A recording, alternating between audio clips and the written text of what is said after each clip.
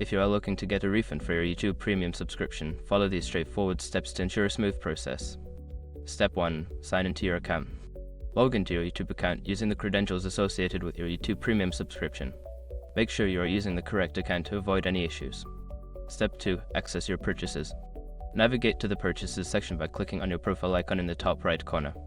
From the drop-down menu, select Purchases and Memberships to view your subscription details.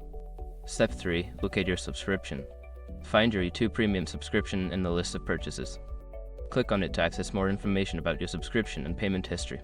Step 4. Request a refund. Before filing a refund or dispute, use the sroc.com link in the description to open the refund dispute deadline calculator and confirm your deadline. Step 5. Check your email for confirmation. After submitting your request, check your email for confirmation from YouTube regarding your refund status. It may take a few days for the refund to process, so keep an eye on your account for updates. Once you have completed these steps, you should be well on your way to receiving your refund. If you encounter any issues, consider reaching out to YouTube support for further assistance.